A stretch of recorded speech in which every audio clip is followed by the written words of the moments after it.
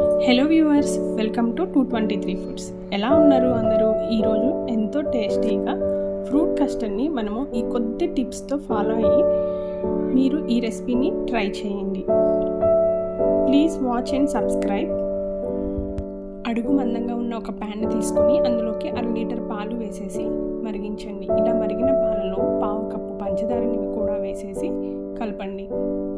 పాలు దగ్గరికి పడుతూ చిక్కబడుతూ ఉంటాయి కదా, ఈ గ్యాప్లో మనము కస్టర్డ్ మిశ్రమాన్ని కలుపుకుందాము. ఈ కస్టర్డ్ మిశ్రమాన్ని 3.5 టీ స్పూన్స్ నేను ఇక్కడ మెజర్ చేశాను. 50 ml పాలలో మిక్స్ చేయండి. పాలు చల్లగా ఉండాలి. ఇలా పాలు కాగుతూ ఉన్న టైంలో 1/2 టీ స్పూను యాలకుల పొడి కూడా వేసేసి మిక్స్ చేయండి. యాలకుల పొడి వేయడం వల్ల ఫ్లేవర్ చాలా బాగుంటుంది. ఇందులోనే కస్టర్డ్ మిశ్రమాన్ని కూడా వేసేసి మిక్స్ చేసుకోవాలి. మీకు కనుక మా వీడియోస్ నచ్చినట్లయితే లైక్ చేయండి, సబ్స్క్రైబ్ చేయండి, షేర్ కూడా చేయండి. మా రెసిపీస్ని ఫాలో అవ్వండి. మీ ఇంట్లో అందరికీ చేసి తినిపించండి. హ్యాపీగా ఫీల్ అవ్వండి. ఇలా కాచి చల్లార్చుకున్న ఈ కస్టర్డ్ మిశ్రమం చిక్కబడుతుంది. ఈ కస్టర్డ్ మిశ్రమాన్ని బాగా మరిగించే టైంలో కొంచెం హై ఫ్లేమ్ నుంచి మీడియం ఫ్లేమ్కి అట్లా మారుస్తూ ఉండాలి. ఇది నాకు ఉడికించడానికి ఒక 5 మినిట్స్ టైం పట్టింది. చల్లబడిన తర్వాత ఇంకొంచెం చిక్కబడుతుందన్నమాట.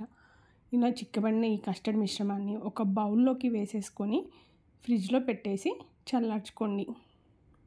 నేను కస్టర్డ్లో ఫ్రూట్స్ ఫ్రెష్గా వేస్తానండి, ముందే వేసి ఫ్రిడ్జర్లో పెట్టను.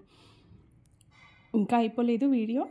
ఒక ప్యాన్లో 1 టీ స్పూన్ నెయ్యి కూడా వేసేసి అందులోకి సేమియాని 1.5 టీ స్పూన్ వేసేసి బ్రౌన్ కలర్ వచ్చే వరకు ఫ్రై చేసుకుందాం. ఇలా ఫ్రై అయిన ఈ మిశ్రమంలో 1/2 కప్పు పాలు కూడా వేసేసి ఉడికించుకుందాం. ఇలా ఉడికించిన సేమియాని వేయడం వల్ల మన కస్టర్డ్ ఇంకా మరింత టేస్టీగా ఉంటుందన్నమాట. ఈ రెసిపీని హాలిడేస్లో పిల్లలకి చేసి పెట్టండి, చాలా ఇష్టంగా తినేస్తారు. ఇలా సేమియా ఉడికిన తర్వాత ఈ గ్యాప్లో ఫ్రూట్స్ని కట్ చేసుకుందాము. దానిమ్మ పండు సగం మాత్రమే వేసుకోవాలి.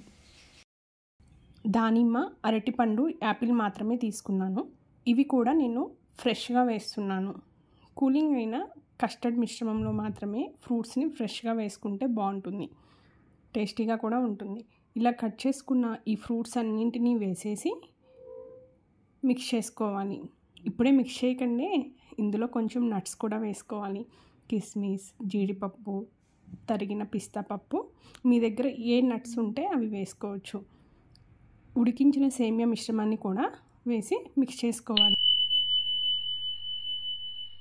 ఇప్పుడు ఇందులో కండెన్స్డ్ మిల్క్ మేడ్ ఉంటుంది కదండి, అది కూడా 1/2 కప్పు వేసేసి మిక్స్ చేసుకోండి. మిక్స్ చేసిన తర్వాత చల్లగా ఇంట్లో అందరికీ సర్వ్ చేయండి.